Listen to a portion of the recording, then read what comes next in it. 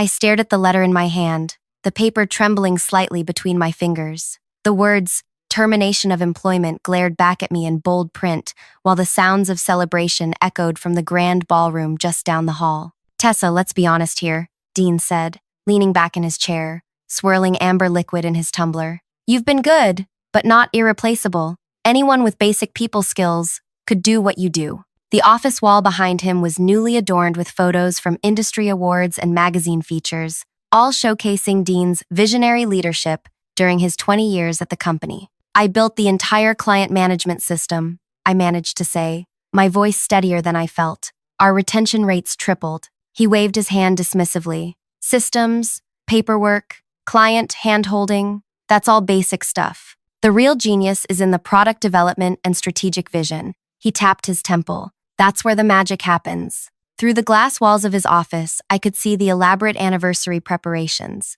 A banner reading, "Celebrating 20 years of excellence," hung above a champagne tower. Industry leaders and journalists were already arriving, eager to toast Dean's success. Your final paycheck includes 2 weeks severance, he continued, already scrolling through his phone. Though honestly, that's generous considering your performance reviews. My performance reviews? The same ones where he'd crossed out my innovations and labeled them as standard procedure improvements. You know what? Dean suddenly looked up.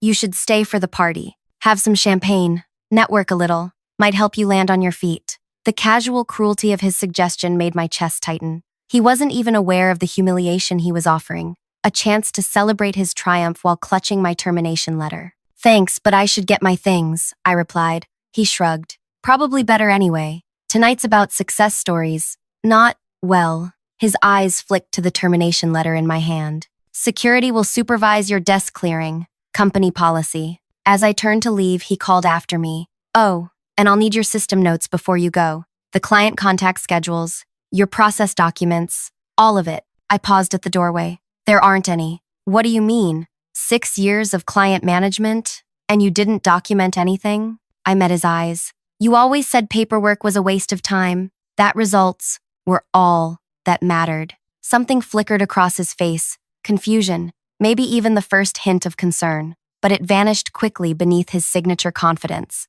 Well, it can't be that complicated, he said with a dismissive laugh. Like I said, anyone could do what you do. As the security guard watched me pack my personal items into a cardboard box, the ballroom down the hall erupted in applause. Dean was beginning his speech. Through the thin walls, I could hear him thanking everyone who had contributed to his success. My name never came up. I walked out of the building with my small box of belongings, passing the valets, parking luxury cars and caterers, wheeling in trays of hors d'oeuvres. One of them, a longtime client's wife, recognized me and waved. I managed a small smile in return. Nobody at the company knew what I'd actually built, not even me until that moment. Wait, before I tell you how this story unfolds, take a second to tap that like button if you've ever been underestimated. Subscribe to hear more stories about justice finally being served. Trust me, you'll want to stick around for how this ends. My name is Tessa Wright, and until 3 hours ago, I was the client relations director at a company that developed specialized technology solutions.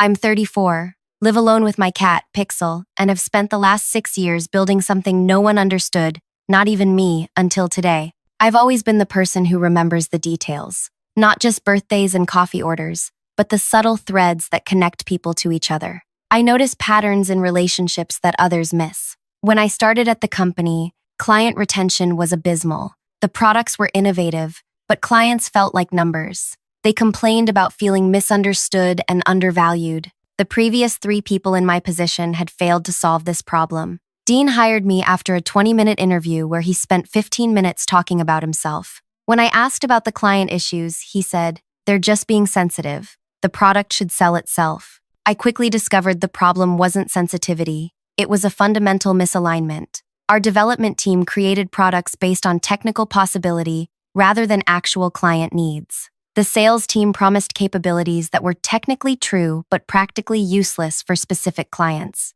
I began building bridges, not with fancy software or complicated protocols, but with a human-centered approach that no one had tried before. I created a system where client communication didn't just flow through designated channels, but formed a responsive network. Each client had unique rhythms. When they needed attention, when they preferred space, how they processed information. I mapped these patterns and taught my small team to recognize them too. We adjusted our communications, deliveries, and support accordingly. The results were immediate. Complaints decreased, renewals increased, client referrals doubled, then tripled.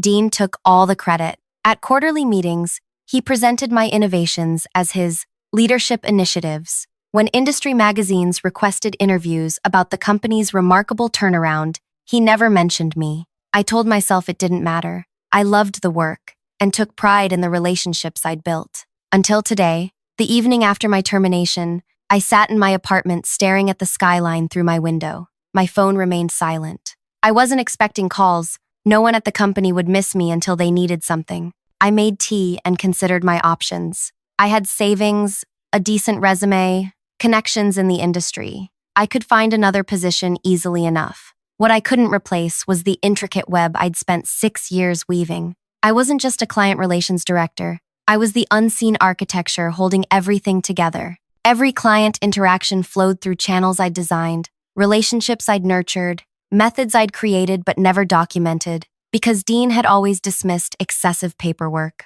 My team followed my lead but didn't understand the underlying principles. They knew the what, but not the why. Dean had repeatedly denied my requests for proper training resources, calling it unnecessary overhead. Morning came with unexpected developments. My phone chimed with a text from Zoe, my former assistant. Something weird is happening. Bristol Industries is threatening to pull their contract. Dean is furious. What did you do with the client communication schedule? I hadn't done anything with it. The schedule existed only in my system of notes and memory patterns, a method Dean had mocked as playing secretary, rather than recognizing as the complex relationship mapping it was. By noon, 3 more messages arrived from team members, each more panicked than the last. Tessa, where are the notes on the Wyatt project preferences? Did you change the access to the client priority matrix before leaving? Dean is asking for your contact information. Should I give it to him? I responded only to the last one, telling Zoe she could share my personal number. Then I turned off my phone and went for a long walk in the park. When I returned and powered my phone back on,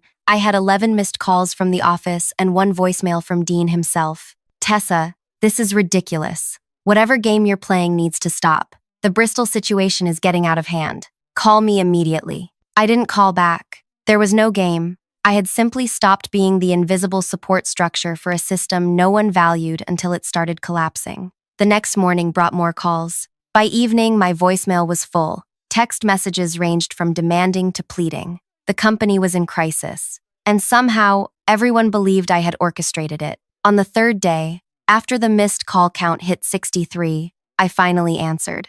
Hello, Dean. What did you do? His voice vibrated with barely controlled rage. Nothing, I replied truthfully. I simply stopped doing everything you never valued. Don't play innocent. Clients are walking away. Bristol is threatening legal action over missed deadlines they claim weren't communicated. The Wyatt project is imploding because apparently you changed all the delivery protocols before leaving.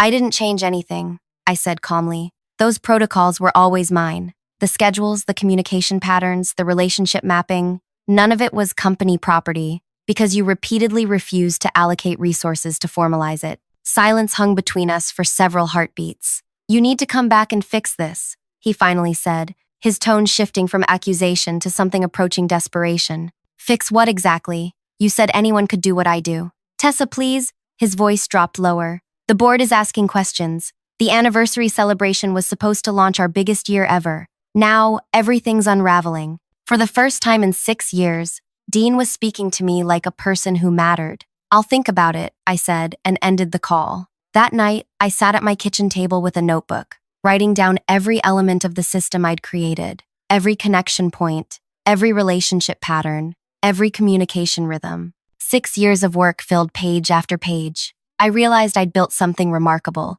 Not a simple client management process, but an intricate ecosystem of human connections that appeared deceptively straightforward from the outside. Dean had never bothered to understand it. He saw only the results, not the architecture behind them. As I closed my notebook, my phone rang again. This time, it wasn't Dean calling. It was Vivian, the chairwoman of the board. Tessa, right? Vivian's voice was crisp and authoritative, with none of Dean's desperation. This is Vivian Langley. I'd like to meet with you tomorrow. I'd only seen Vivian from a distance at company events. She ran the board with legendary precision, having built 3 successful tech companies before taking her current position. Everyone knew she'd hand-selected Dean 20 years ago to run this company. May I ask what this is regarding? I kept my voice neutral. I think you know exactly what it's regarding, she replied. My driver will pick you up at 9 a.m. Text this number your address. She hung up before I could respond. I barely slept that night, my mind racing with possibilities.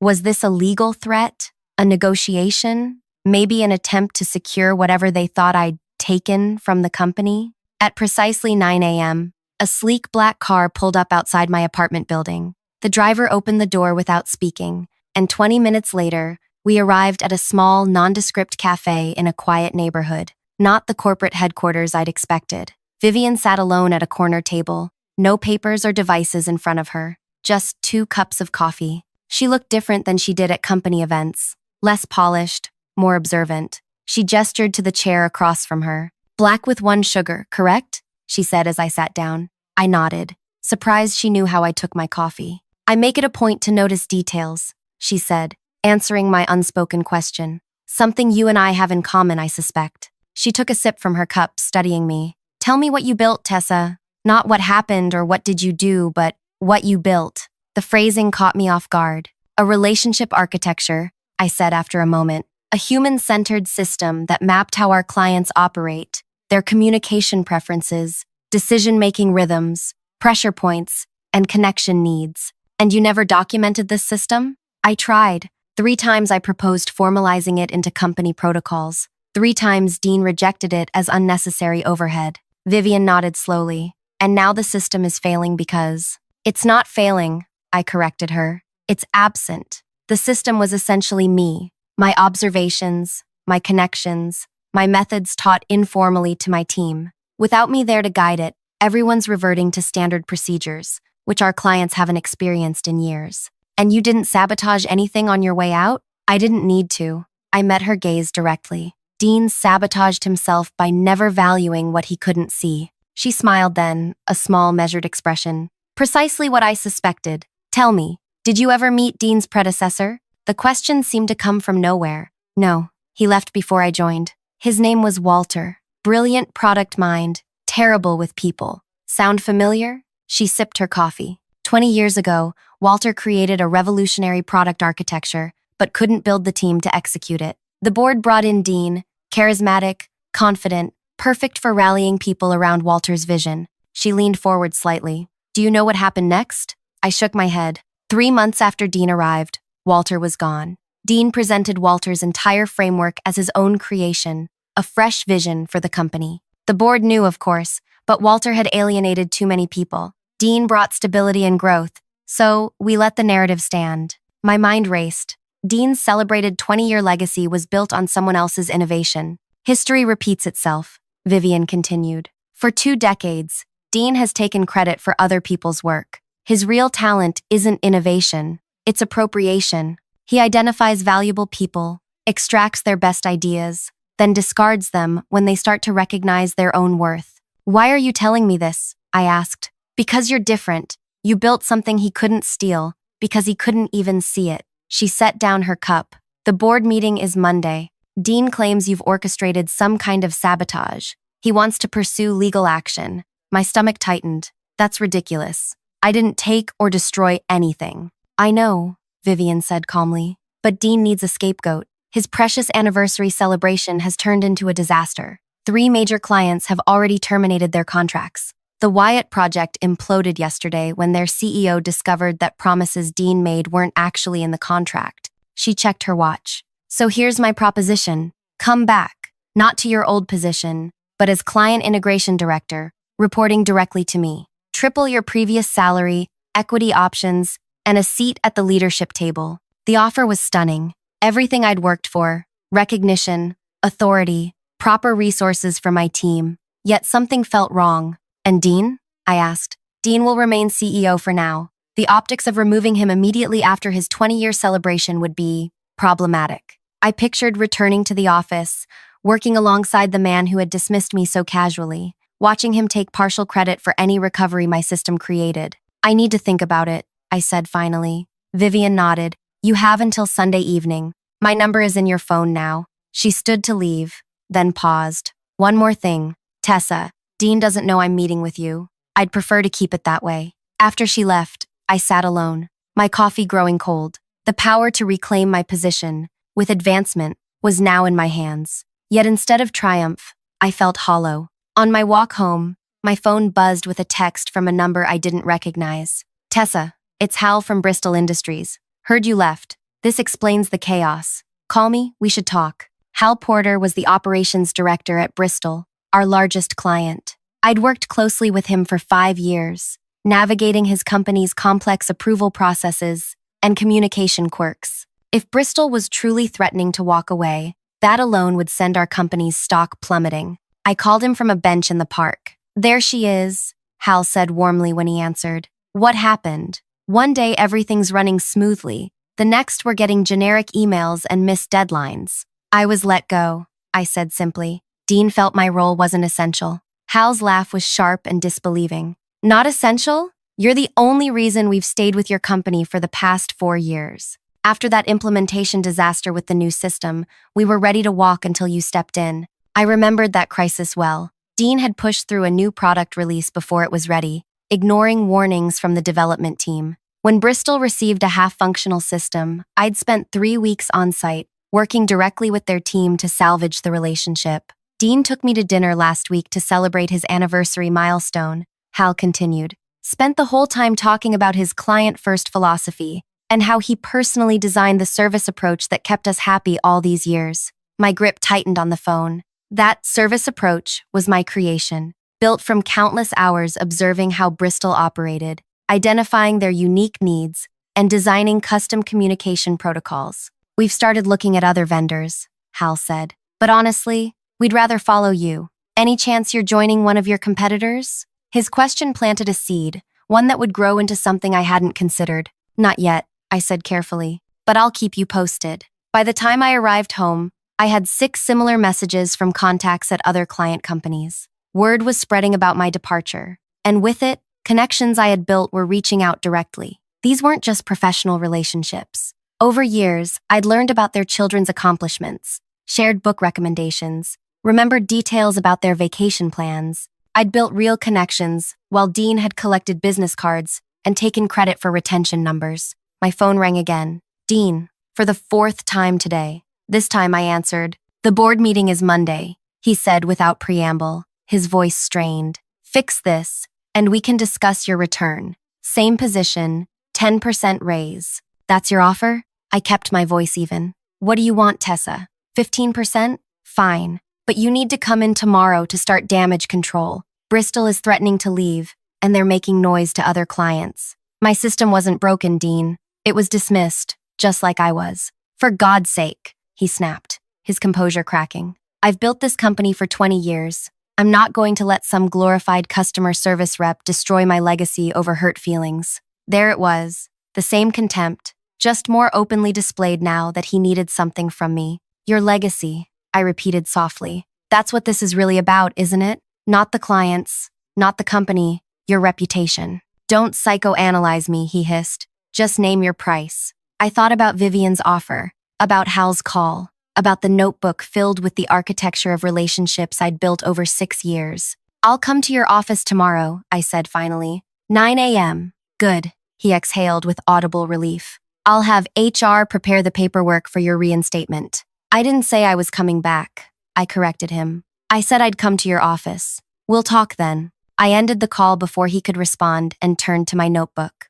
For hours, I wrote detailed maps of every major client relationship, not just contact information and contract details, but the intricate human ecosystem I'd built. By midnight, I had clarity. What I'd created wasn't just a client management system. It was a relationship blueprint that no one else in the company understood, a blueprint I could rebuild anywhere. Morning arrived with a decision I never expected to make. I dressed professionally, gathered my notes, and prepared to face Dean one more time, not as a dismissed employee desperate for her job back, but as someone who finally understood her true value. As I stepped into the lobby of the building I'd left just days before, several employees stopped to stare. Whispers followed me to the elevator. The company was in crisis mode, all because they had never recognized what they had until it was gone.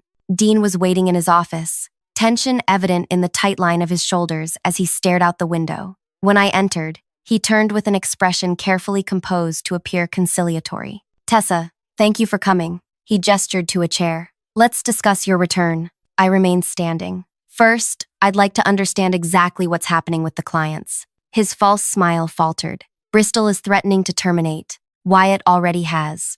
3 others are reviewing their options. Satisfied? And the board meeting Monday? A formality," he said dismissively. "Once we announce your return, things will stabilize." I studied him, the man who had built his 20-year career, taking credit for other people's work. The man who had discarded me without a second thought, only to discover he'd cut out the heart of his company's success. "I won't be returning, Dean." His face darkened instantly, the conciliatory mask dropping away. "What do you mean, you won't be returning? After everything I've offered?" "Everything you've offered," I repeated slowly. "A 10% raise, my old position, the chance to fix the mess you created by undervaluing my work for 6 years. 15%, he corrected, leaning forward. "And let's be honest, Tessa, you built a decent client communication system, but it's hardly revolutionary. Once you explain it to the team, they'll implement it easily enough." I couldn't help but smile. Even now, he couldn't see what was right in front of him. "That's exactly the problem, Dean. You think I built a system that can be explained in an afternoon and replicated with a few process documents." I opened my notebook and placed it on his desk. "This is what I actually built." He glanced down at the complex web of relationship mappings, communication flows, and personal connection points I'd documented for just one client. "What am I looking at?" he asked, impatience edging into his voice. 6 years of relationship architecture for Bristol Industries alone. Every decision maker, every influencer, every communication preference and personal connection. When their CFO needs detailed analytics before making decisions, but their CEO responds better to high-level summaries with visual aids. How their product team prefers late afternoon calls because mornings are devoted to development sprints. Why their legal department requires contract revisions on Thursdays, not Fridays. I flipped the page. And here's how all those preferences interconnect. How information flows through their organization. Which relationships need nurturing. At which points in the project lifecycle. The exact moment when their team is most likely to consider competing options. Dean's expression shifted as he began to grasp what he was seeing. "You couldn't steal this when you fired me because it wasn't in any company system," I continued. "It existed in my approach, my relationships, my understanding of human patterns that I taught my team through daily guidance. Guidance you repeatedly refused to formalize because you thought it wasn't worth the investment." I closed the notebook. "And Bristol is just one client. I built this for every major relationship in our portfolio." "So that's your play?" His voice hardened. "Withhold information unless we meet your demands? That's extortion, Tessa." "No, Dean. That would be if I were demanding something from you. I'm not." I tucked the notebook back into my bag. "I'm informing you that I've accepted another position." The lie came easily, surprising even me. But I'd made my decision during the night. A decision that would change everything. "With who?" His eyes narrowed. "One of our competitors? That would violate your non-compete." "Not with a competitor," I said calmly. "I'm starting my own client relationship consultancy. My non-compete prevents me from working for direct industry competitors. It doesn't prevent me from offering relationship management services across industries." His laugh was sharp and dismissive. "A consultancy? With what clients? What funding? What experience running a business?" "With the experience I gained building and maintaining the relationship architecture that kept this company profitable for 6 years," I replied. "As for clients, I've already had inquiries from several organizations interested in my approach." This wasn't entirely untrue. Hal's call had planted the seed, and several other clients had reached out expressing dismay at my departure. Dean's confidence wavered visibly. No one will hire a one-person consultancy with no track record over an established company.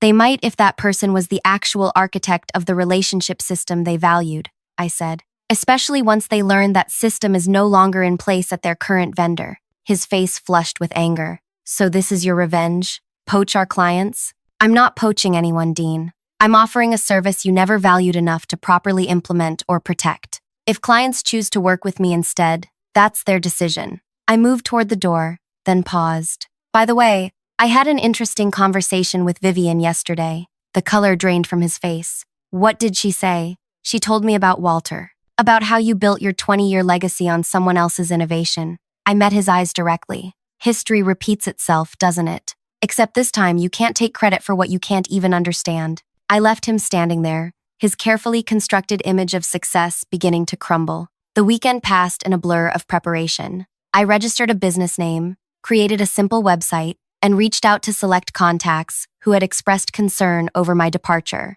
By Sunday evening, I had 3 exploratory meetings scheduled for the following week, including one with Bristol Industries. When Vivian called for my answer to her offer, I declined politely but firmly. "I suspected you might," she said, not sounding particularly disappointed. "What will you do instead?" I explained my plan to create a relationship consultancy focused on helping companies build and maintain the kind of client architecture I'd developed. "Interesting," she said. "And if I offered you a consulting contract with our company, not as an employee, but as our first client for your new business?" The offer caught me off guard. "You want to hire my consultancy, even though I just left?" "The board doesn't care about personal grievances, Tessa. We care about results. Dean's 20-year celebration has turned into a 20-day crisis. We need to stabilize our client relationships, and you're clearly the best person to help us do that." "Working directly with Dean would be challenging," I said carefully. "You wouldn't be. You'd work with me and the client teams directly."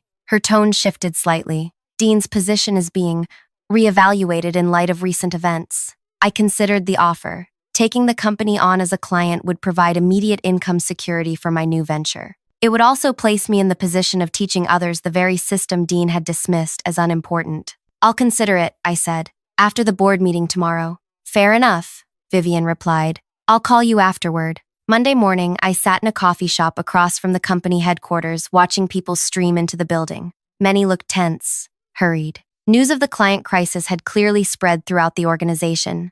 At 10 a.m., when the board meeting was scheduled to begin, my phone buzzed with a text from Zoe. "Something big is happening. Dean looks terrible. Everyone's talking about you." I hadn't told anyone on my team about my plans, but word had obviously spread that I'd visited Dean's office on Friday. At 11:30, another text arrived, this time from Hal at Bristol. "Just got a call from your board chairwoman. Very interesting conversation. Call me when you can." By noon, social media was buzzing with industry chatter. Someone had leaked that multiple clients were leaving the company following the departure of a key executive. The stock price had dropped 8% before noon. At 1:15 p.m., my phone rang. "Vivian, the board meeting just concluded," she said without preamble. "Dean has been removed as CEO, effective immediately." I nearly dropped my coffee. "Removed? I thought you said that would be problematic after the anniversary celebration." "That was before we learned the full extent of the situation,"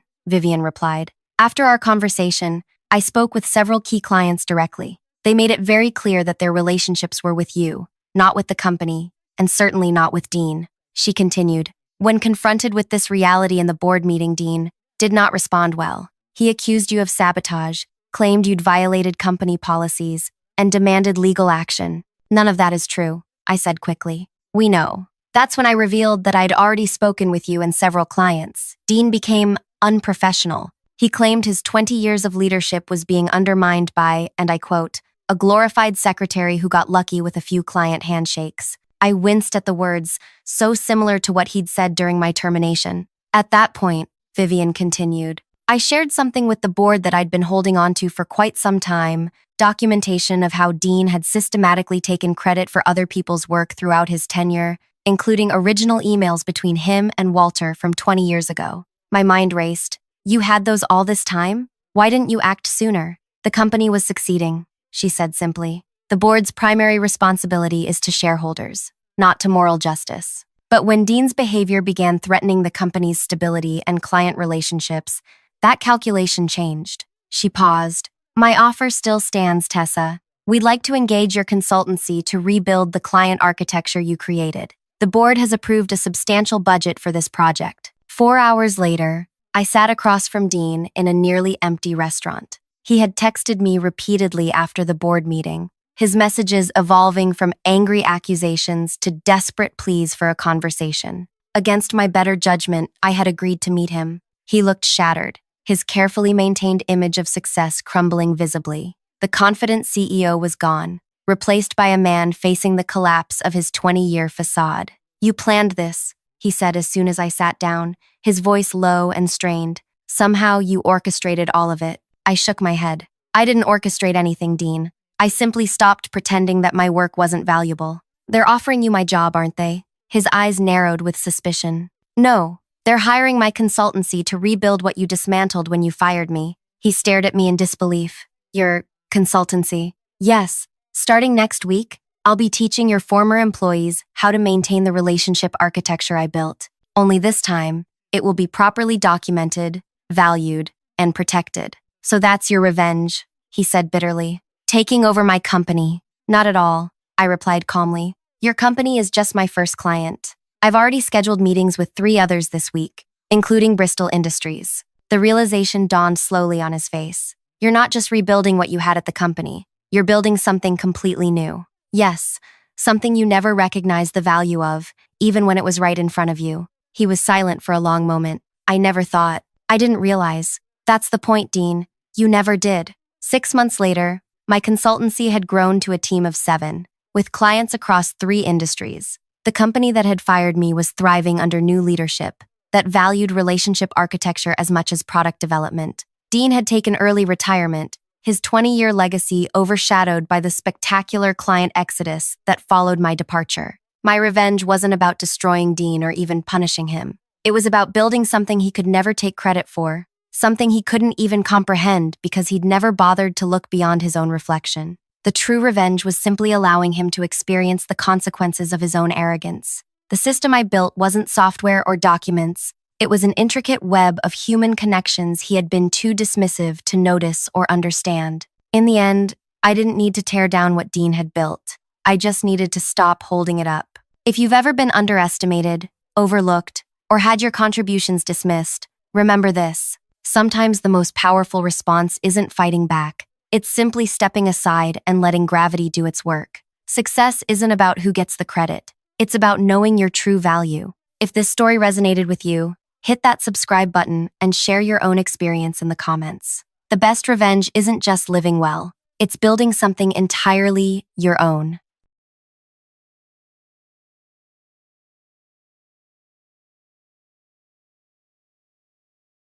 The glass walls of conference room A might as well have been closing in. 6 months of work culminated in this moment. The Winters acquisition paperwork signed just hours ago.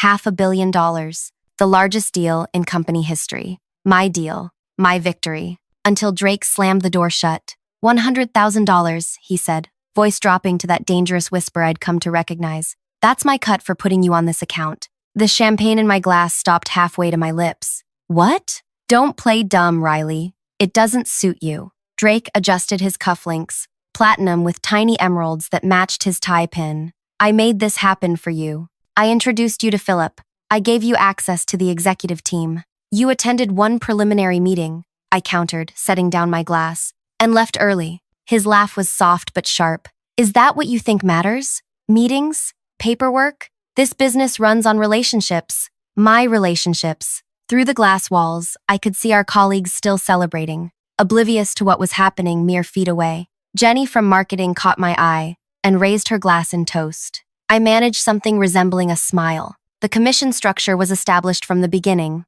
I said, fighting to keep my voice steady. "You approved it yourself."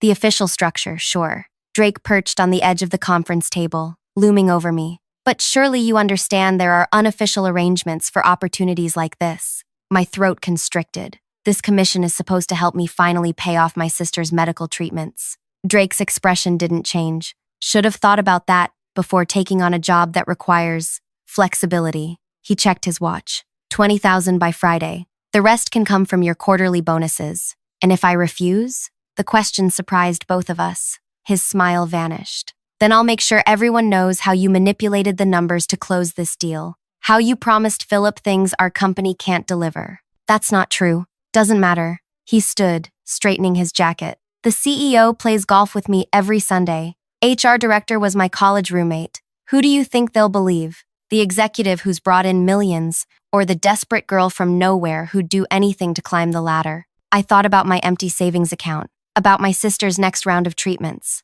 about Emma and Liv, who'd both mysteriously left the company after conflicts with Drake. I need time to think, I managed. Don't think too long. He moved toward the door, then paused. Oh, and prepare the onboarding documents for the Winters team. I'll be presenting them personally tomorrow morning. After he left, I sat alone, watching the champagne bubbles slowly die in abandoned glasses. The bitter taste of injustice filled my mouth. 2 years of watching him take credit for my work. 2 years of smile nodding through meetings where my ideas became Drake's brilliant strategies. I don't know how long I sat there, but when I looked up, the office was nearly empty. Through the glass, I could see the cleaning crew beginning their nightly routine. Hey, I know we're right in the middle of something intense, but if you're getting invested in Riley's story, I'd really appreciate if you could hit that like button. It helps more people discover these stories. And if you want to see how she handles this impossible situation with her boss, make sure you're subscribed so you don't miss what happens next. Drop a comment too if you've ever dealt with someone taking credit for your hard work. Sometimes knowing you're not alone makes all the difference. Now, let's get back to Riley's dilemma. My name is Riley Bennett. I'm 31 years old, and until yesterday, I believed that talent and dedication would eventually overcome office politics. Growing up with a single dad who worked construction until his back gave out, I learned early that nothing comes without sacrifice. I put myself through college with scholarships and weekend jobs, graduated top of my class, and landed what I thought was my dream job at Midwest Financial Partners. Everyone said I was fortunate to work under Drake Wilson. He's brilliant, they told me. Learn everything you can from him. What they didn't mention was how he built his reputation on others' work, how he selected team members not for their talents but for their usefulness and their reluctance to speak up. For 2 years, I played along. I arrived first and left last. I handled the grunt work while Drake took the meetings. I watched my strategies become Drake's visionary approach in company-wide emails. I nodded when clients praised him for presentations I'd crafted overnight. Everyone pays their dues, my friend Tara from legal told me. Just wait your turn. But the Winters deal was different. The Winters deal was mine from conception to execution. Philip Winters, the aging founder of Winters Manufacturing, had rejected acquisition offers for 15 years. 3 senior partners had tried and failed to even get a meeting. Then, during a charity auction, I happened to mention my grandfather's work in the same industry as Philip's father. It wasn't strategic, just a genuine connection that sparked a conversation. From that point, Philip insisted I handle all communications. For 6 months, I built the relationship, addressed his concerns, and crafted a deal that honored his legacy while securing our company's interests. And now Drake wanted $100,000 for his opportunity. I left the office at 10 p.m., the parking garage eerily silent except for my footsteps. My car, a practical sedan with 180,000 miles on it, protested before the engine caught. The service-needed light had been glowing for weeks, but with my sister's treatments, repairs weren't in the budget. My apartment was a 1-bedroom in a building where the maintenance requests disappeared into the void. As I climbed the stairs, the elevator was temporarily out of order for the 3rd month running. My phone buzzed. Unknown number. Decision made? My stomach twisted. Drake never gave subordinates his personal number. I left it unanswered and unlocked my door, immediately greeted by the comforting smell of the cinnamon candle I'd splurged on last payday. The walls were thin enough that I could hear my neighbor's television through them. I kicked off my heels and collapsed onto my couch. Options. I needed options. I could pay him, empty my emergency fund, take out a loan, delay helping with my sister's treatments. It would destroy me financially, but I'd keep my job.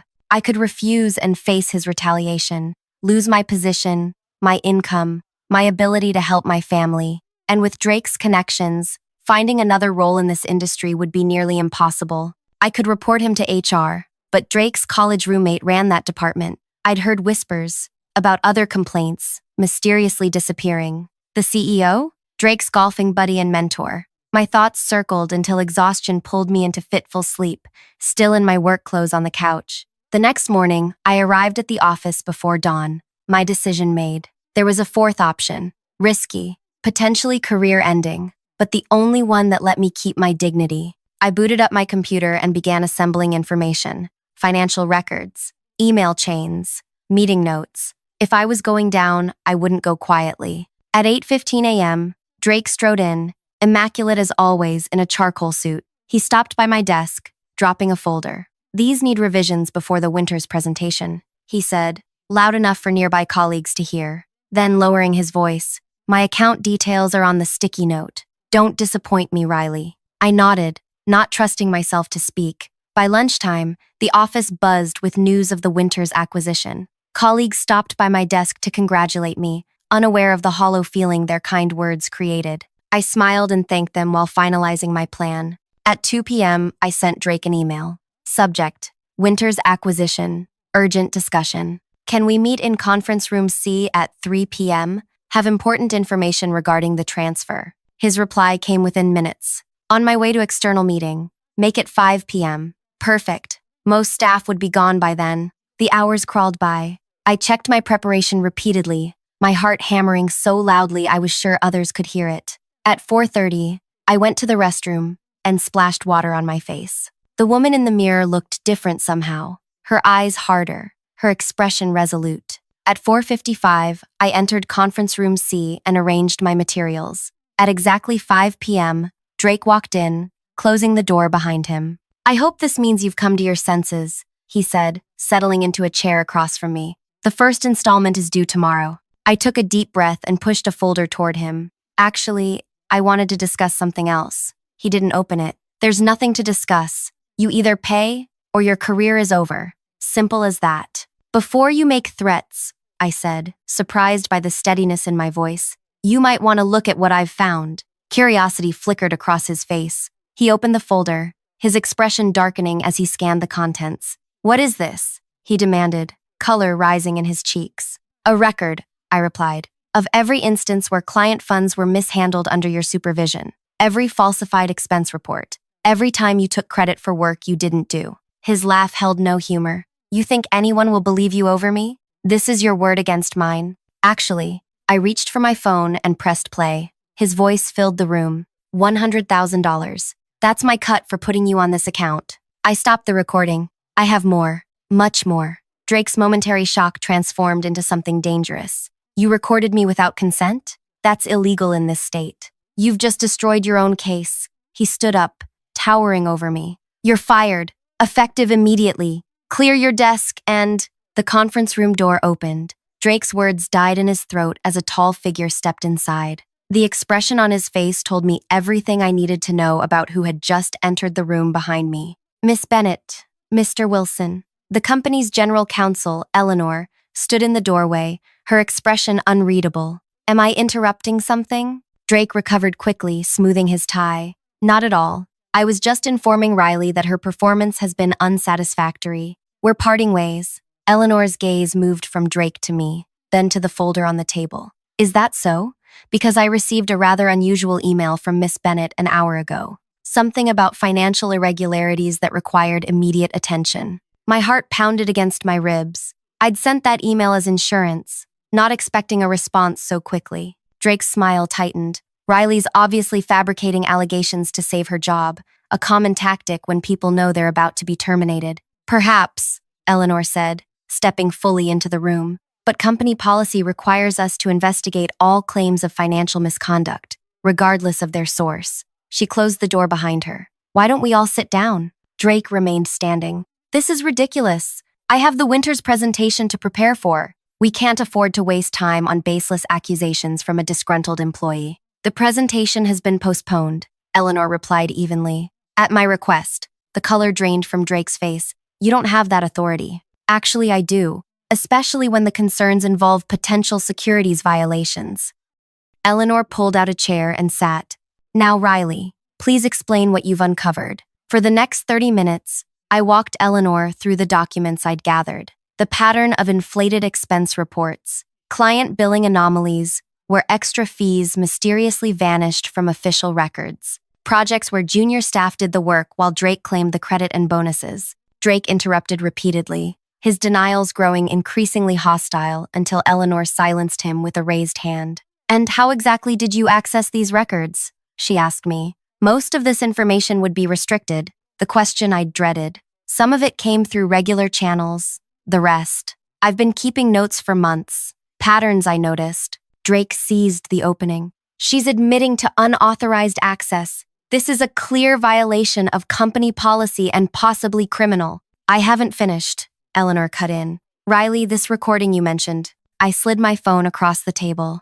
Drake demanded I pay him $100,000 in exchange for the Winters deal. He threatened to destroy my career if I refused. Eleanor's expression revealed nothing as she listened to the recording. When it finished, she turned to Drake. Your response? That recording was obtained illegally, he snapped. Single-party consent doesn't apply in this state. An interesting legal position, Eleanor replied. Though I'm more concerned that you're not denying the content. It's been taken out of context. Drake leaned forward, suddenly conciliatory. Riley and I have a private business arrangement outside of work. This was related to that. The lie was so audacious, I almost laughed. We have no business arrangement. I barely know him outside this office. Eleanor studied both of us. I'll need time to review these materials thoroughly. In the meantime, both of you should. The door opened again. This time, it was Jerry, the chief financial officer, a man whose reputation for ruthlessness matched his talent with numbers. Sorry I'm late, he said, taking in the scene.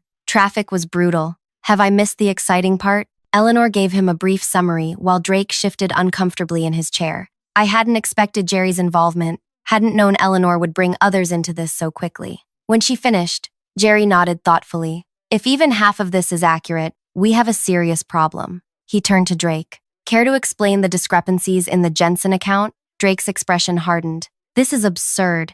I've generated millions for this company. I don't deserve to be ambushed based on some random accusations. He stood abruptly. I'm calling Alan Hayes, the CEO, Drake's golfing buddy, and mentor. Jerry shrugged. Go ahead. He's expecting my call anyway. That stopped Drake cold. What? Did you really think we wouldn't notice? Jerry asked. The accounting department flagged unusual patterns months ago. We've been quietly reviewing transactions for the past quarter. My stomach dropped. If they already knew, why had they allowed it to continue? Why hadn't they stopped him? Drake gathered his belongings. I need to speak with my attorney before this conversation goes any further. Eleanor nodded. That's your right. But I should inform you that as of this morning, your system access has been temporarily suspended. You can't, Drake began. Standard protocol for financial investigations, Jerry interrupted. Nothing personal. Drake's eyes found mine, burning with such hatred that I involuntarily leaned back. You'll regret this, he said quietly, then stormed out. The silence he left behind felt heavy. Finally, Eleanor turned to me. That was extremely risky, Riley. You should have come to us directly. Would you have believed me? I asked. Drake has powerful friends here. That remains to be seen, Jerry said. But your methods have created complications. Am I fired? I asked bluntly. Eleanor and Jerry exchanged looks. Not at this time, Eleanor said carefully. But we'll need your complete cooperation during the investigation and absolute discretion. What about the Winters account? I asked. For now, everything continues as scheduled, minus Drake's involvement, Jerry replied. Philip Winters specifically requested you remain as his primary contact anyway. That small victory felt hollow amid the uncertainty. As I gathered my things, Eleanor stopped me. Riley, be careful. Drake wasn't wrong about having connections here. Her expression softened slightly. Document everything going forward. I nodded and left, feeling their eyes on my back. The next day was surreal. Drake's office remained empty. Rumors swirled. He was on vacation. He was working remotely. He had food poisoning. I said nothing, focused on my work while jumping at every noise. Around noon, my phone buzzed with a text from a number I didn't recognize. You should have taken the deal. Careers end in many ways, some more painful than others. My hands shook as I showed the message to Eleanor. She frowned and added it to her growing file. We can't prove it's from him, she said, but I'll make note of it. Days passed. The Winters transition proceeded smoothly. Philip seemed relieved that Drake was no longer involved, though he never directly addressed the change. I buried myself in work, arriving early and staying late to avoid being alone in the parking garage. A week after our confrontation, I received an email from HR requesting my presence at a meeting the following morning. No agenda provided. I barely slept that night, rehearsing explanations and defenses. When I arrived at the designated conference room, I was surprised to find not just HR, but Eleanor, Jerry, and, most shockingly, Alan Hayes himself. Alan smiled pleasantly. Riley, thank you for joining us. Please, have a seat. I perched on the edge of a chair, pulse racing. Is this about Drake? Partially, Alan replied. We've completed our preliminary investigation into the financial irregularities you highlighted. And, I prompted when he paused, the findings are concerning, Jerry said. We've identified numerous discrepancies that can't be explained by clerical error. Drake maintains these were all authorized arrangements, Eleanor added. But we found no documentation supporting his claims. My mouth went dry. So what happens now? Alan leaned forward. That's why we wanted to speak with you. Drake has proposed a resolution. He's willing to resign quietly, if certain conditions are met. The implicit message was clear. They wanted this to go away without scandal, without investigations that might uncover who had enabled Drake's behavior all along. What conditions? I asked, though I already suspected the answer. He wants assurances that no legal action will be taken, Eleanor explained, and he's requested that you sign a non-disclosure agreement regarding all aspects of this situation. In exchange, Alan continued, the company would be prepared to offer you appropriate compensation for any discomfort this situation has caused. Hush money, I said flatly. Alan winced. We prefer to view it as acknowledgement of your discretion and loyalty to the company. And if I refuse? The room temperature seemed to drop several degrees. That would be unfortunate, Alan replied carefully. While we appreciate your bringing these matters to our attention, the methods you used to gather information were problematic. Accessing restricted financial records, recording conversations without consent. I never accessed anything I wasn't authorized to see, I clarified. I simply connected dots from information already available to me. Perhaps, Jerry conceded. But these situations tend to become complicated once attorneys get involved. Messy for everyone. I stared at them, these powerful people who wanted to make a problem disappear. So Drake walks away with no consequences? After years of taking credit for others' work? After demanding bribes? After threatening my career? He's losing his position, HR pointed out. That's a significant consequence. Only to move to another company with glowing references, I assume, I replied. Alan sighed. Riley, I understand your frustration, but business realities sometimes require compromise. The Winters acquisition is extremely valuable to us. Negative publicity could jeopardize that relationship. Philip respects you, Jerry added. He's specifically commented on your integrity. Think about how this reflects on you professionally. The manipulation was so transparent, it was almost impressive. I looked from face to face, seeing not malice, but something perhaps worse, indifference. Drake was a problem they wanted solved with minimal fuss. My concerns were secondary. I need time to consider my options, I finally said. Of course, Alan replied. Take the weekend. We'll reconvene Monday morning. As I stood to leave, Eleanor caught my eye. Her expression held something I couldn't quite read. Warning? Sympathy? Calculation? I spent the weekend pacing my apartment, weighing impossible choices. Accept their offer and become complicit in covering up Drake's behavior, refuse and potentially lose everything I'd worked for. Sunday evening, I received a call from a number I didn't recognize. Against my better judgment, I answered. Riley Bennett? A woman's voice. Unfamiliar. Yes? Who's this? My name is Zoe. I worked for Drake Wilson 3 years ago. My breath caught. How did you get my number? Through a mutual connection in HR. Her voice was tentative. I heard rumors about what's happening. About Drake possibly leaving. I can't discuss company matters, I said carefully. I understand. She paused. I wanted you to know you're not the first. There were others before me, too. He has a pattern. My grip tightened on the phone. Did you report it? Her bitter laugh told me everything. For all the good it did.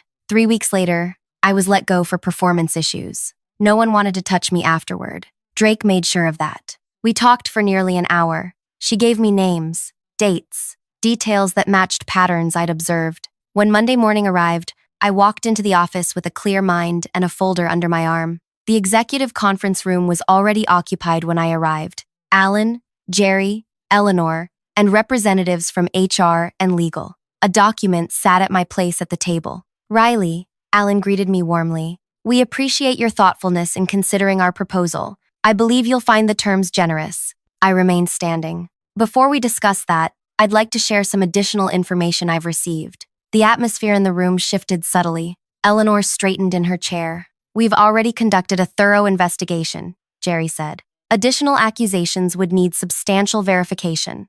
Oh, I think you'll find this compelling, I replied, opening my folder. But first, I should mention that I'm not alone. On cue, the conference room door opened. The expressions on the executives' faces as they saw who entered would stay with me forever. Philip Winters stepped into the room, immaculately dressed in a tailored suit that did nothing to diminish the commanding presence of his 70 years. Behind him followed a severe-looking woman in a charcoal pantsuit carrying a leather portfolio. Alan stood so quickly his chair nearly toppled. Philip, we weren't expecting you until the transition meeting this afternoon. Clearly, Philip replied, his eyes taking in the scene with shrewd assessment. When Riley reached out yesterday with concerns about how your company handles business ethics, I thought it warranted immediate attention. The color drained from Alan's face. There's been a misunderstanding.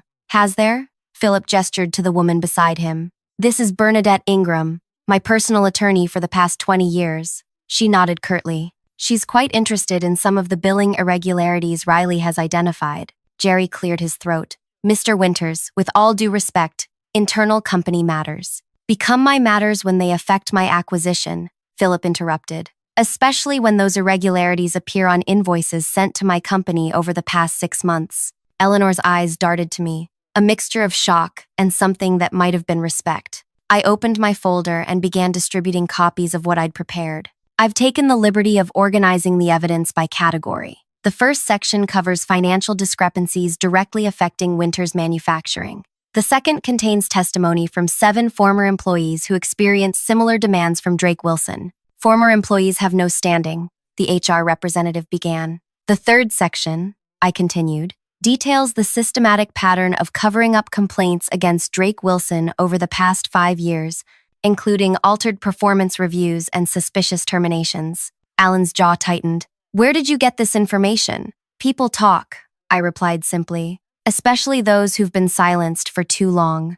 Zoe hadn't come alone to my apartment the previous evening. She'd brought 2 others, former employees whose careers had been destroyed after refusing Drake's demands. They'd connected me with more. Throughout the night, we'd assembled their stories, matching dates and details that created an undeniable pattern. This is outrageous, Alan sputtered. You've clearly violated confidentiality agreements, not to mention privacy protocols. Actually, Bernadette spoke for the first time, her voice precise. Whistleblower protections supersede standard confidentiality provisions when reporting suspected illegal activity. She tapped the document in front of her. And what's described here appears to constitute multiple violations of securities law, wire fraud, and quite possibly extortion. We can discuss this reasonably, Jerry attempted, his usual confidence faltering. There's no need to escalate. I believe it's already escalated, Philip said. The question is whether your company intends to address these issues properly,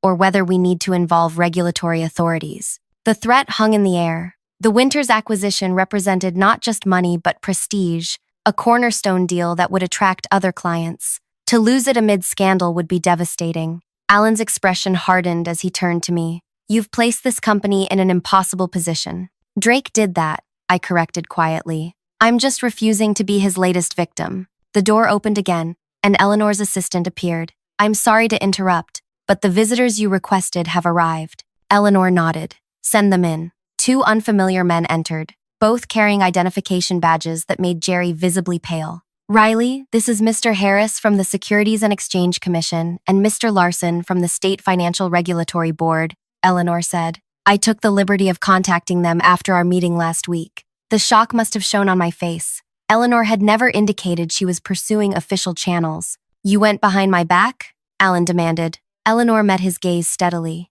I went through proper channels, as required by my ethical obligations as general counsel. When Riley brought evidence of potential securities violations, I had a legal duty to report it. Understanding dawned. While I'd been building my case through former employees, Eleanor had been laying groundwork of her own. The next 3 hours were grueling. The regulators asked detailed questions, examining documents and taking notes. Bernadette interjected periodically with razor-sharp inquiries that left the executives scrambling.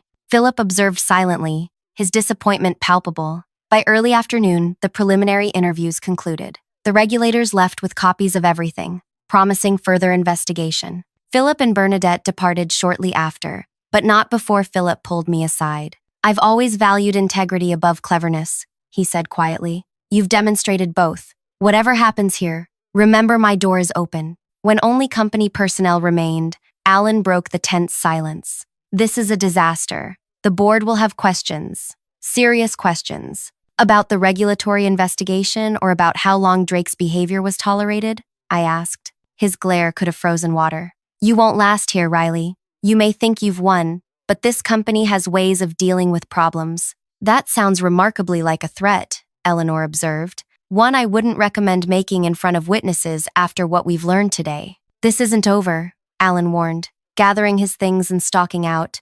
Jerry and the others followed, leaving just Eleanor and me. She studied me for a long moment. You took an enormous risk. So did you, I countered. Why? Her expression softened slightly. 20 years ago, I was you. Different company, similar situation. Nobody stood with me then. She straightened her jacket. Don't mistake this for friendship. The coming weeks will be unpleasant for everyone. She wasn't wrong. The next month became a blur of interviews, depositions, and tense meetings. Drake resigned officially, though rumors suggested the resignation wasn't entirely voluntary. 2 board members stepped down, citing personal reasons. Alan took an unexpected sabbatical. Through it all, I kept my head down and focused on managing the winter's transition, which proceeded despite the turmoil. My colleagues treated me with a mixture of awe and wariness, the woman who toppled an executive. Then came the Friday evening when I found a box on my desk. Inside was a security badge, key card, and note. Temporary office on 18th floor. New position effective Monday. Discretion advised. The 18th floor housed executive offices. Confused, I took the elevator up after most staff had departed. Following the keycard's access, I found myself in a spacious corner office with windows overlooking the city. On the desk sat another note. Riley, the board has approved creation of a new position, Director of Client Relations, reporting directly to me. Your handling of the Winters account, despite extraordinary circumstances, demonstrated exactly the qualities we need. Some will claim this is to buy your silence. Let them. You and I will know the truth. Welcome to leadership. Eleanor. I sank into the leather chair, emotions warring within me. Victory? Vindication? Or just another form of containment? My phone buzzed with a message. Drake Wilson's profile has viewed your LinkedIn page.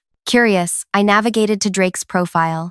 His new headline made my blood freeze. Senior Vice President, Executive Division, Crawford Financial. Crawford, our largest competitor. He'd landed on his feet after all, with a promotion no less. Bile rose in my throat as I imagined him continuing his patterns at a new company. Different victims, same predator. I was still staring at my phone when it rang. Unknown number. Miss Bennett? This is Detective Sanderson, Financial Crimes Division. We've been reviewing the evidence submitted in the Wilson case. There are some additional questions we'd like to ask you. That call set in motion the final chapter. Over the following weeks, I provided additional testimony, documentation, and context to investigators who took the case far more seriously than I'd initially hoped. They were particularly interested in patterns that stretched beyond our company, to previous employers, to client relationships, to Drake's personal finances.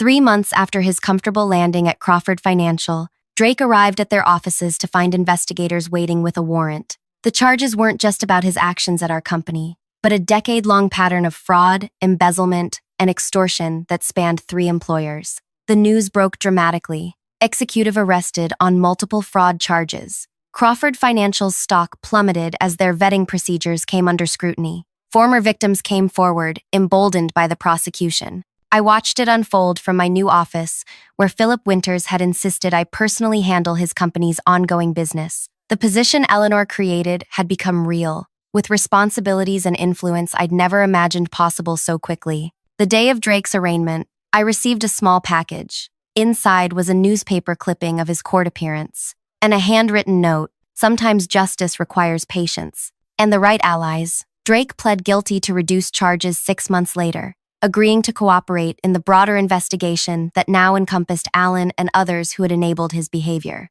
His career was finished, his reputation destroyed. The man who had threatened to end my career with a word had been toppled by something more powerful, the truth. My sister's medical treatments continued, now fully covered by the comprehensive insurance my new position provided. The emergency fund I'd nearly emptied to survive those turbulent months slowly rebuilt. And the women who had stood with me, Zoe and the others, found new opportunities through Philip's extensive network. The $100,000 Drake demanded, it became the initial donation to a legal defense fund for whistleblowers facing retaliation, managed through a foundation Philip established with my guidance. Sometimes I think about that moment in the conference room when Drake cornered me, how close I came to giving in, how easy it would have been to surrender to fear. One decision changed everything, not just for me, but for everyone who would have followed in my footsteps as his victim. There's a strange peace in knowing that true power isn't in corner offices or executive titles. It's in the courage to stand firm when everything within you wants to run. It's in finding your voice when others expect silence. And sometimes, it's in simply saying no when the world is demanding your surrender. If you're facing your own Drake Wilson right now, know that you're not alone. Sometimes victory doesn't look like we expect. Sometimes, it takes longer than we hope. But truth has a weight that lies can never match, and eventually, the scales balance. If you found something valuable in my story, please hit that subscribe button so you don't miss other stories of justice and resilience. Drop a comment sharing your own experience, standing up to workplace bullying. Your words might give someone else the courage they need today. And if this story resonated with you, that like button helps more people find it who might need to hear exactly this message right now. Thanks for listening to my journey from desperation to vindication. Sometimes the best revenge isn't what we do to others. It's what we refuse to let them do to us.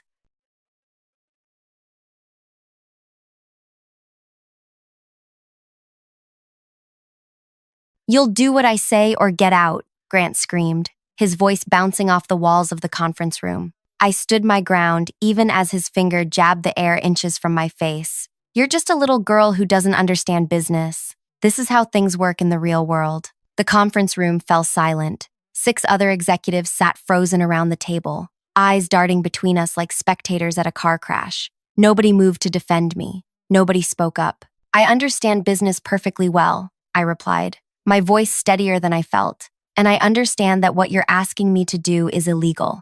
I won't falsify those safety reports. Grant's face twisted into something ugly. Then pack your desk. You're finished here. And are you firing me for refusing to break the law? I asked, making sure everyone heard me clearly. His nostrils flared. I'm firing you for insubordination, for questioning my authority in front of the team. I nodded slowly, gathering my notepad. I'll need that in writing, please. As I walked toward the door, my heels clicking against the hardwood floor, Grant called after me. You think you're so smart? You'll never work in this industry again. I'll make sure of it. I didn't turn around. I didn't let him see my face crumple or my hands shake. I walked straight to my office, closed the door, and finally let out the breath I'd been holding. My phone buzzed exactly 2 hours later. An unfamiliar extension. I answered professionally, as if my entire career wasn't hanging by a thread. This is Celeste. Celeste, this is Paul Ewing. The CEO's voice was unmistakable. We need to talk immediately. My office. Now. I glanced through my glass wall and saw Grant walking past. Our eyes met, and I held up my phone slightly. His face went pale. I expected my job was over. What I didn't expect was that this moment would be just the beginning of the most extraordinary battle of my professional life. One that would test every ounce of my courage, intelligence, and yes, my capacity for revenge. If this story resonates with you so far, please hit like and subscribe to hear more stories about women fighting back against workplace injustice. Your support means everything, and trust me, you'll want to hear how this ends. My name is Celeste Arman, and until that day, I was the Senior Safety Compliance Director at a major construction materials company. I had spent 8 years building my reputation as meticulous, honest, and uncompromising when it came to safety standards. My team respected me, the board trusted me. Only Grant, my direct supervisor and the chief operations officer, seemed to view my dedication as an obstacle rather than an asset. I grew up in a small town where my father owned the local hardware store. He taught me to measure twice and cut once, to stand behind my work, and to never take shortcuts when safety was on the line. Buildings fall when people lie, he would say. Those principles guided my career choices and eventually led me to the corporate offices where I'd spent the last 4 years. The company had been preparing to launch a new line of flame-resistant building materials. The preliminary tests showed promising results, but not quite meeting the standards required for the rating Grant wanted to claim. The difference was small, maybe a 12% improvement in flame resistance, when regulations required 15% for the premium classification. Just adjust the numbers, Grant had instructed during our private meeting the previous day. Nobody will notice, and we can fix it in the next production run. I had refused immediately, explaining the legal and ethical problems. He seemed to accept my decision, until today's meeting, when he ambushed me in front of the executive team, presenting the falsified reports as if they were already approved, and acting shocked when I objected. As I walked to the CEO's office, my mind raced through possible outcomes. Termination seemed most likely. Paul Ewing had always struck me as fair, but Grant had been with the company for 15 years. I had only 4 years of history here. The math didn't favor me. Paul's assistant ushered me in without making eye contact. Not a good sign. Close the door, Paul said, not looking up from his computer. His office was sparse, with just a desk, 3 chairs, and a single family photo. No decorative awards or golf memorabilia like other executives favored. I sat, folded my hands, and waited. I received an interesting email about an hour ago, Paul finally said, turning his screen toward me. It appears to be a recording of your meeting with Grant this morning. And my pulse quickened. I didn't record anything. No, you didn't. He clicked play. The audio was crystal clear. Grant's voice filled the room, instructing everyone to adjust testing figures before market submission. Then my refusal. His threat. All of it. Who sent this? I asked. Anonymous email address, but the sender included copies of the original test results and Grant's altered versions. Paul leaned forward. Tell me your version. I explained everything, from the initial testing disappointments to Grant's private request to today's public confrontation. Paul listened without interruption, his expression unchanged. When I finished, he nodded once. Grant tells a different story. Says you've been difficult to work with, undermining his authority, refusing reasonable requests. My stomach tightened. Of course, Grant would spin this. Is asking me to break federal safety regulations a reasonable request? I asked. Paul almost smiled. No, it's not. He stood up. Grant is on administrative leave pending investigation. I need you to compile a complete report of the test results, including any communication about modifications. I blinked. You believe me? I believe evidence, Paul replied. And I need more of it. This stays between us for now. As I walked back to my office, relief mixed with apprehension. Grant wouldn't go down without a fight. His connections throughout the industry were extensive. Even if he was terminated, he could make good on his threat to destroy my reputation. That night, I couldn't sleep. Around 3 a.m., my phone lit up with a text from an unknown number. You have no idea what you've started. Hope it was worth it. I stared at the message, a chill settling over me. Grant wouldn't just try to ruin my career. He would try to break me completely. The next morning, I arrived early to find my office door ajar. Nothing obvious was missing, but my files looked slightly rearranged. The cleaning crew didn't touch my desk. Company policy for confidential materials. By noon, rumors were circulating. People whispered as I passed. My team seemed nervous during our status meeting. Finally, Iris, my most trusted analyst, stayed behind. People are saying you tried to falsify safety reports and blamed Grant when you got caught, she said quietly. They're saying that's why he's not here. The room seemed to tilt. Who's saying that? It came from Vince in marketing. He said he heard it directly from Grant last night. It came from Vince in marketing. Vince, Grant's golf buddy and drinking companion. Of course, that's completely backwards, I said. I can't discuss details, but please know it's not true. Iris nodded, but doubt lingered in her expression. The damage was spreading. I spent the afternoon gathering every email, report, and notation related to the testing process. My office door remained locked. At 6 p.m., Paul called me back to his office. The board is concerned, he said without preamble. Grant has friends there. They're pushing for an independent investigation. That should clear things up, I said, trying to sound confident. Paul's expression darkened. Not necessarily. Grant's been removing documents from the system. Digital footprints are disappearing. My blood ran cold. That's why someone was in my office. He's covering his tracks. Likely. But we don't know who sent the recording. Or why. Paul looked troubled. The board meets tomorrow at 9 a.m. Both you and Grant will present your versions. I started to protest, but Paul held up his hand. I know it seems unfair, but Grant's claiming whistleblower protection, saying you threatened him when he discovered your tampering. The audacity stole my breath. That's insane. It's calculated, Paul corrected. He's turning this into a, he said, she said situation. Without concrete proof, the board may choose the easier path, which is letting you both go to avoid scandal. I left Paul's office feeling like the floor had disappeared beneath me. Grant was systematically dismantling my defense before I could even build it. The recording should have been enough, but if he claimed I'd doctored it or taken his words out of context. That night, another text arrived. Board's already decided. Enjoy unemployment. I sat in my darkened apartment, possibilities spinning through my mind. If I lost this battle, Grant wouldn't just win. He'd ensure I never worked in the industry again. His influence extended too far. For the first time, a new emotion pushed through my anxiety. Rage. Pure, clarifying rage. If Grant wanted war, I would give him one. But I wouldn't fight dirty like him. I would fight smart. I opened my laptop and began to plan. Morning came too quickly. I showered, dressed in my most professional Navy suit, and arrived at the office an hour before the board meeting. The building was eerily quiet except for the distant rumble of the HVAC system and occasional clicking of early arriving keyboards. I needed allies, not just for moral support, but for what I was planning. Iris arrived at 7:30, her eyes widening when she saw me waiting by her cubicle. I need to ask you something important, I said, keeping my voice low. Did you notice anything unusual about the testing process for the new materials? She hesitated, glancing around the empty office. You mean besides Grant rushing everyone? Yes. Anything about access to samples or test equipment. Understanding dawned on her face. The missing samples. 3 weeks ago, Grant said they were contaminated and removed them from the lab. This was new information. Which batch numbers? The ones that failed most significantly. B17 through B22.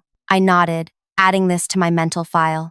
Iris, I may need your help today. If you're asked about testing protocols during my time here, will you tell the truth? Of course. She looked offended that I'd even asked. Celeste, most of us know what's happening isn't right. We just don't know how to help. Her words strengthened my resolve. Thank you. That matters more than you know. At 8:45, I walked into the boardroom with my head high. 2 security guards stood near the entrance, unusual for a board meeting. Their presence confirmed my suspicions about how Grant was positioning this confrontation. The boardroom filled gradually with directors in expensive suits, their expressions carefully neutral as they took their seats around the massive table. Paul nodded slightly when our eyes met, but offered nothing more. At precisely 9, Grant walked in, looking remarkably composed for someone under investigation. He'd chosen a charcoal suit that emphasized his athletic build, his silver-streaked hair freshly trimmed. Image was everything to Grant, and today was no exception. Let's begin, said Harriet Vale, the board chairwoman. Her voice carried natural authority despite her diminutive stature. We're here to address serious allegations concerning safety compliance protocols. Grant went first, his presentation slick and practiced. He described finding irregularities in testing data and confronting me about them. According to his version, I'd become defensive and threatened to blame him if the issues became public. He painted himself as the reluctant whistleblower, forced to act when I refused to correct my mistakes. I've always prioritized safety, he concluded solemnly, but I also understand business realities. There are proper channels for addressing testing shortfalls without compromising either safety or business objectives. Unfortunately, Ms. Arman rejected those options. Several board members nodded. My anger burned hotter, but I kept my expression neutral. When my turn came, I didn't waste time defending myself directly. Instead, I presented facts, dates, testing protocols, comparative analysis of our materials against industry standards. The data shows our new product line achieves a 12.4% improvement in flame resistance, I explained. Federal standards require 15% for the premium classification Grant wanted to claim. That seems like a small difference, one director commented. Couldn't additional testing find parameters that would achieve compliance? Absolutely, I agreed. That's exactly what I recommended. Additional development before market release, which would cost another 6 months and approximately $7 million. Grant interjected. Completely unnecessary when competitive analysis shows our 12.4% outperforms similar products already marketed with premium classification. When those products were grandfathered in under older standards, I countered. New products must meet current regulations. The technical discussion continued for nearly an hour. I could see several directors growing restless, eyes glazing over at the detailed explanations of testing methodology. This was Grant's strategy: make it so technically complex that they'd default to trusting the longer-tenured executive. Harriet finally interrupted. While this technical debate is informative, it doesn't address the core issue. We have conflicting accounts of who instructed whom to falsify reports. Without clear evidence, this becomes a matter of credibility. Grant smiled slightly. He thought he'd won. I agree completely, I said, which is why I'd like to present one more piece of information. I slid a USB drive across the table to Harriet. This contains something that might clarify matters. Grant's smile faltered. What is this? Harriet asked. It's a video recording from our materials lab 3 weeks ago. It shows Mr. Reynolds removing test samples from secure storage, 1/7, specifically batches B17 through B22, which had failed to meet premium standards. The color drained from Grant's face. You can't just— The lab has security cameras, Grant, I said quietly. Always has. Paul inserted the drive into his laptop and turned the screen toward the board. The footage clearly showed Grant entering the lab after hours, removing specific sample containers and leaving with them in his briefcase. This is taken out of context, Grant sputtered. Those samples were contaminated. I was removing them for specialized testing. If that were true, I replied, there would be transfer documentation and results from the external testing facility. There aren't any. The board members exchanged glances. The momentum was shifting. Furthermore, I continued, I've prepared a timeline of all communications regarding the testing process, including emails where Mr. Reynolds instructed the team to find ways to make the numbers work, despite the initial results. Grant's composure cracked entirely. She's manipulating you all. This is a personal vendetta, because I wouldn't approve her promotion last quarter. The outburst hung in the air, his desperation evident to everyone. Harriet's gaze hardened. Mr. Reynolds, please control yourself. But Grant wasn't finished. He turned to me, eyes blazing. You think you're so clever? You have no idea who you're dealing with. I built this department. Half the people in this room owe me favors. Grant, Paul warned. That's enough. No, it's not enough. Grant stood, pointing at me. She's been planning this for months. Ask her about the mysterious recording of our meeting. She claims she didn't make it, but who else would benefit? I remained seated, maintaining my composure. I didn't record that meeting, but clearly someone in the room was concerned enough about your behavior to document it. The board deliberation that followed was brief and decisive. Grant was placed on indefinite leave pending further investigation. I was to continue my duties with direct reporting to Paul until the matter was fully resolved. As we filed out of the boardroom, Grant shouldered past me, whispering, "This isn't over. Not even close." I believed him. The next 2 weeks brought an uneasy calm. External investigators interviewed staff and reviewed records. I threw myself into work, trying to rebuild trust with my team and stabilize our department. Then the whispers started again. Clients were calling, concerned about rumors they'd heard regarding our testing protocols. Investors were asking questions. Someone was talking to people outside the company, casting doubt on our entire compliance history. Paul called me to his office on a rainy Thursday afternoon. The damage control isn't working, he said without preamble. Grant's calling in every favor he has. 3 board members are now suggesting we need fresh leadership in safety compliance to restore confidence. My heart sank. They're going to let me go after all. Not if I can help it, Paul replied. But Grant's playing the long game. He's attacking the company itself, knowing the board will eventually decide someone has to take the fall. And between you and him, I'm the easier sacrifice. I finished. Paul didn't disagree. That evening, my home phone rang, a number I rarely gave out. Celeste? The voice was vaguely familiar. Yes? It's Donna, Grant's assistant. My guard immediately went up. What can I do for you, Donna? I need to talk to you. Not on the phone. It's about what Grant's doing. We arranged to meet at a coffee shop 20 minutes from the office. I arrived early, chose a table with a clear view of the entrance, and waited. Donna arrived looking nervous, her eyes darting around the cafe before she sat down. I shouldn't be here, she said immediately. Grant would. She stopped herself. Would what, Donna? She twisted her coffee cup in her hands. He's not just trying to get you fired anymore. He's trying to make sure you never work again. Anywhere. How? He's been calling former clients where safety issues occurred, suggesting you might have overlooked problems. She lowered her voice.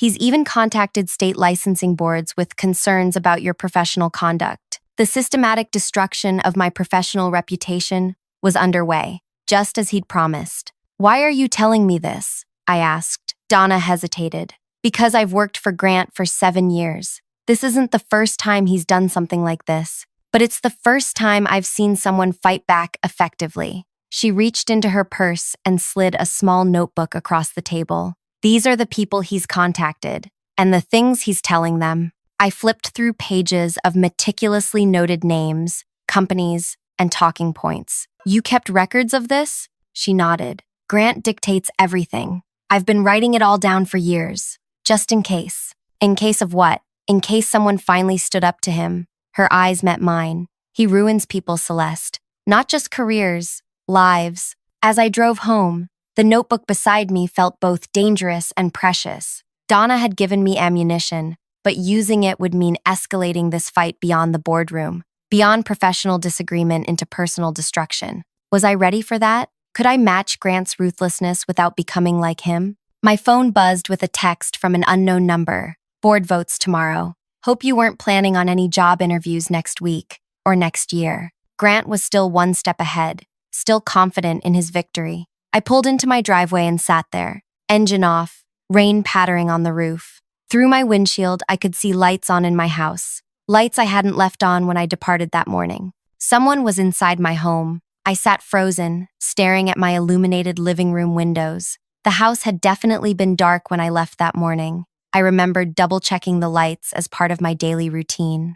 My first instinct was to call the police, but something held me back. If this was Grant's doing, involving authorities might escalate things unpredictably. Rain drummed harder on the car roof as I weighed my options. Leave? Confront? I reached for my phone just as my front door opened, casting a rectangle of light onto my porch. A man stepped out. Not Grant, but someone I'd never seen before. He was thin, professional-looking, wearing a dark windbreaker. He pulled the door closed behind him, tested the knob to ensure it was locked, then walked calmly to a sedan parked across the street. I slid down in my seat, heart pounding as he drove away. Only when his taillights disappeared around the corner did I dare move. With trembling hands, I called Iris. "Can you come over? Right now, I need a witness," I said when she answered. "What's happening?" Alarm filled her voice. "Someone was in my house. Just bring your phone with a camera, please." 20 minutes later, Iris stood beside me on my porch as I unlocked my front door. We stepped inside cautiously. Nothing looked obviously disturbed at first glance. No ransacked drawers or overturned furniture. But as we moved deeper into the house, subtle wrongness emerged. My laptop was closed. I always left it open. A cabinet door in the kitchen stood slightly ajar. The throw pillows on my couch had been rearranged. "Someone definitely searched this place," Iris said, voice barely above a whisper. We found the first camera in my bedroom, nestled between books on a shelf, a tiny lens barely visible. The second was under my kitchen table, disguised as a power outlet. The third, most disturbing of all, was pointed directly at my shower. "This is illegal," Iris said, photographing each device without touching them. Like, seriously criminal. "It's also exactly what Grant would do," I replied, a strange calm settling over me. "He wants to watch me panic, wants to gather anything he can use against me." We found 5 cameras in total. I left them in place. "Aren't you going to remove them?" Iris asked, incredulous. I shook my head. "Not yet. If I take them out, he'll know I found them. I need time to think." That night, I slept on Iris's couch, my mind racing with implications and possibilities. Grant had escalated beyond professional sabotage to personal invasion. The board vote loomed tomorrow. My options were diminishing by the hour. Morning brought clarity and resolve. I showered and dressed at Iris's apartment, then drove to the office for what might be my last day. In my purse sat Donna's notebook for my nuclear option. The corridors felt charged with tension as I walked to my office. People watched me pass, their expressions a mixture of pity and curiosity. News of the board vote had clearly spread. Paul met me at my door. "Board meeting's been moved up. 9 o'clock. I checked my watch. 8:37. "That's not much notice." "It wasn't my decision," he said grimly. "Grant's been busy." I know exactly how busy he's been," I replied, thinking of the cameras hidden throughout my home. The boardroom was already full when we arrived. Grant sat near Harriet, their heads bent together in conversation. He looked up as I entered, his smile cold and triumphant. Celeste, Harriet began once everyone was seated. I'll be direct. Concerns have been raised about your judgment and the department's integrity under your leadership. The board feels a change may be necessary to restore client confidence. What specific concerns? I asked, already knowing the answer. Multiple clients have contacted us regarding past safety certifications. They're questioning whether proper protocols were followed. Harriet slid a folder toward me. These incidents occurred under your supervision. I opened the folder to find a list of projects, all ones where Grant had overridden my recommendations but kept my signature on the final approvals. I see, I said quietly, closing the folder. And what does Grant say about these projects? Grant straightened. I've simply shared my concerns that oversight may have been inadequate during critical certifications. Interesting. I placed my hands flat on the table. Before we continue, I'd like to address the board about a related matter. Harriet frowned. We have a tight agenda today, Celeste. This will only take a moment, I insisted, and it's directly relevant to these allegations.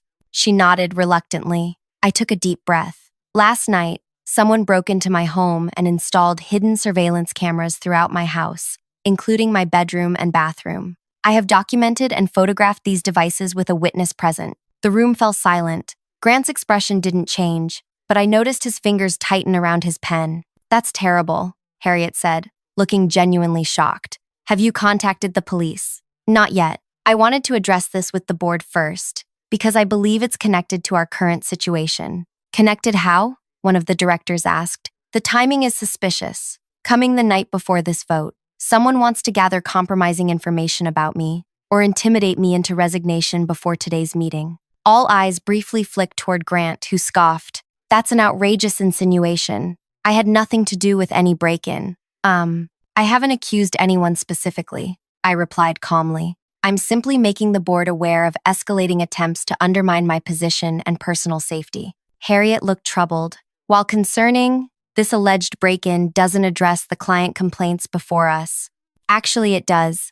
I pulled Donna's notebook from my purse. I've received information about a coordinated campaign to contact clients and regulatory agencies with manufactured concerns about my work. This notebook contains detailed records of those communications. Grant's face darkened. What notebook? Let me see that. I handed it directly to Harriet instead. You'll find dates, names, and talking points designed to create exactly the kind of doubt we're discussing today. As Harriet flipped through the pages, Grant's composure began to crack. That's Donna's handwriting. She's been working against me. This is completely fabricated. Is it? I asked. The projects listed in your complaint folder match exactly with the ones mentioned in these notes. Projects where you overrode my safety concerns but kept my signature on the approvals. The board members exchanged uncomfortable glances. This is getting out of hand, Harriet declared. We need to— There's one more thing, I interrupted, my heart racing. The surveillance cameras in my home, I didn't remove them. They're still transmitting. To whom, I wonder? I pulled out my phone and opened an app. This signal detector identifies wireless transmissions. Would anyone object if I use it right now in this room? Grant stood abruptly. This is absurd. I don't have to sit here and be subjected to this witch hunt. No one has accused you of anything yet, Grant, Paul said mildly. Why are you so defensive? I activated the app and slowly walked around the table. The signal strength remained steady until I approached Grant's position. The app's reading spiked dramatically. Interesting, I said, turning my phone so others could see the display. The signal is strongest right here. This proves nothing, Grant snarled, but sweat had appeared on his forehead. May I? Paul asked, extending his hand toward Grant's suit jacket pocket. You have no right, Grant began, but Paul had already reached in and pulled out a small receiver. The silence that followed was deafening. I've never seen that before, Grant insisted, his voice rising. Someone planted that on me. Harriet's expression had transformed from skepticism to disgust. Mr. Reynolds, I think you should leave this meeting. Security will escort you from the building. The board will contact you after we've discussed this situation. Grant looked around the table, finding no allies in the faces staring back at him. This isn't over, he hissed at me as security arrived. You have no idea what I'm capable of. Actually, I replied quietly, I think I do. After Grant's departure, The meeting continued for another hour. The board decided to suspend judgment on my position pending a full investigation into Grant's actions. It wasn't a complete victory, but it was a reprieve. As the room emptied, Paul stayed behind with me. That was either incredibly brave or incredibly foolish, he said. Sometimes those are the same thing, I replied. He shook his head. Grant won't stop. You've humiliated him now. He'll come at you harder.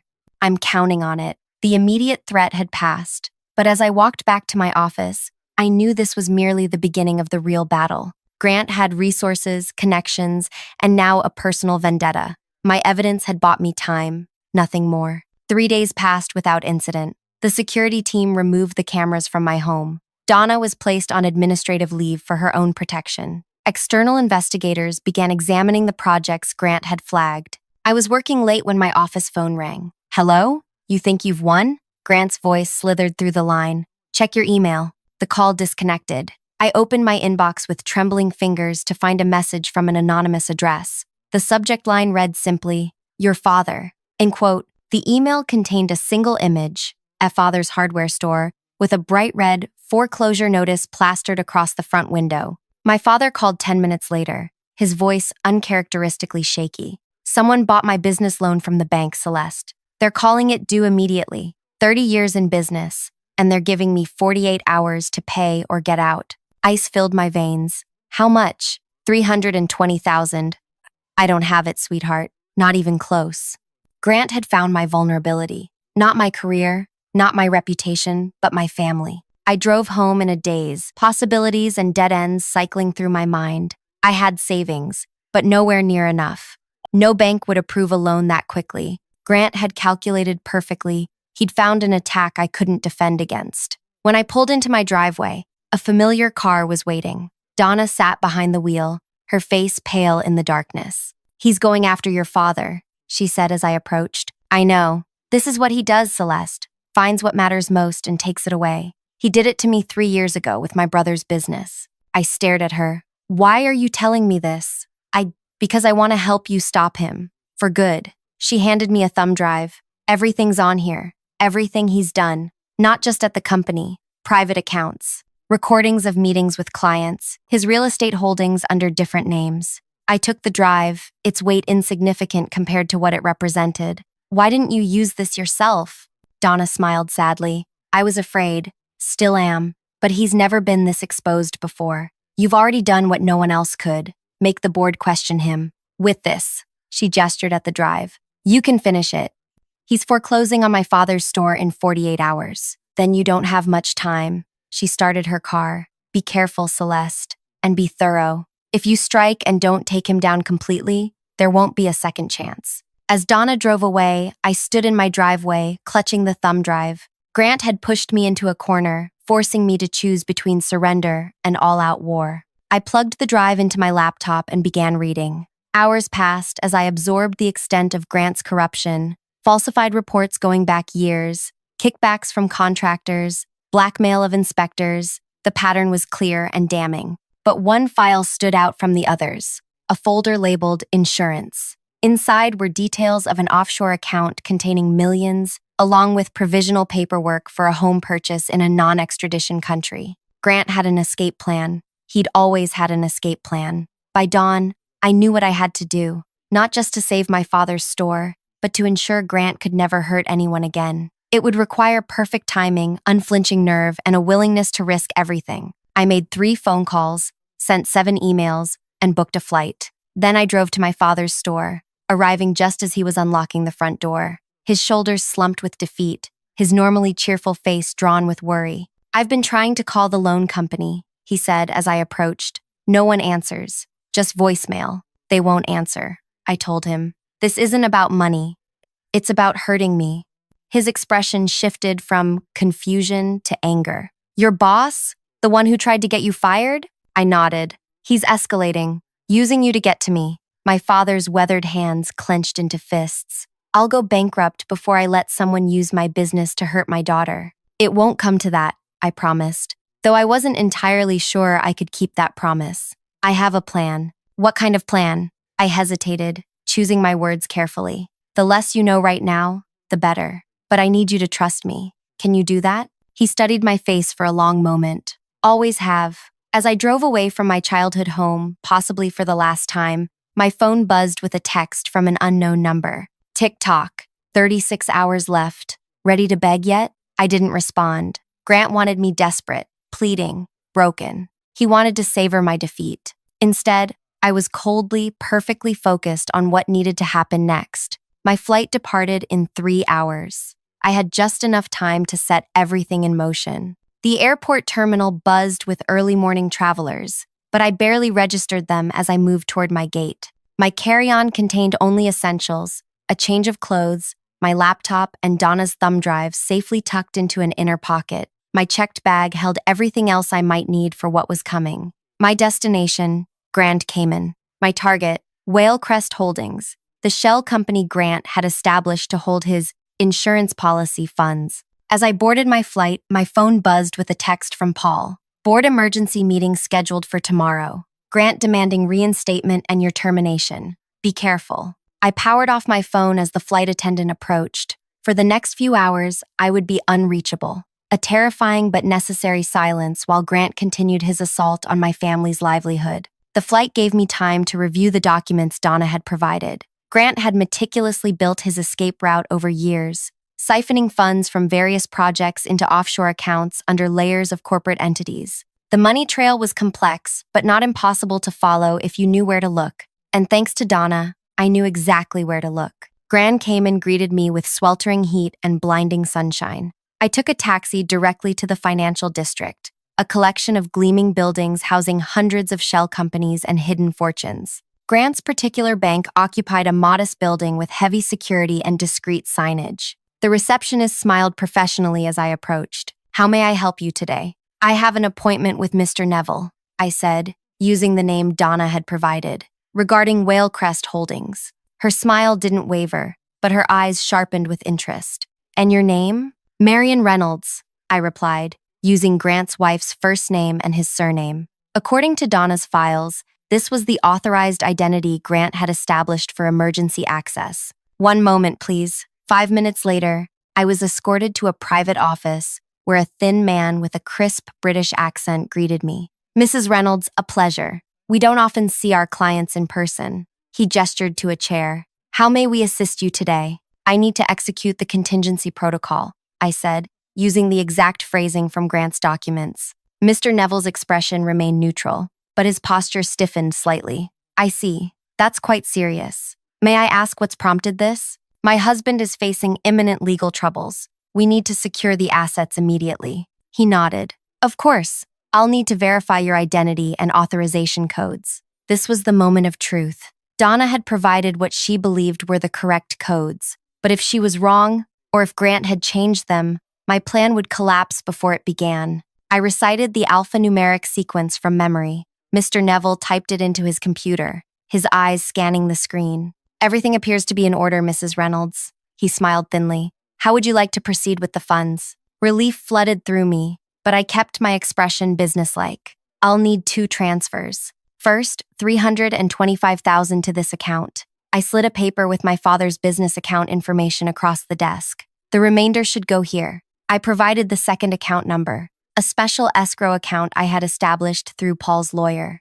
Mr. Neville raised an eyebrow at the second account. That's quite unusual. This appears to be an escrow account. Yes, for security. He hesitated, then nodded. As you wish. The transfers will be complete within the hour. Will you be waiting? I'll return this afternoon for confirmation, I replied, rising from my chair. Thank you for your assistance. Back on the street, I finally allowed myself a moment of trembling relief. Phase 1 complete. Grant's insurance policy, nearly $4 million, was now beyond his reach. The money to save my father's store was on its way, but the most dangerous part of my plan still lay ahead. I checked into my hotel, showered, and changed clothes.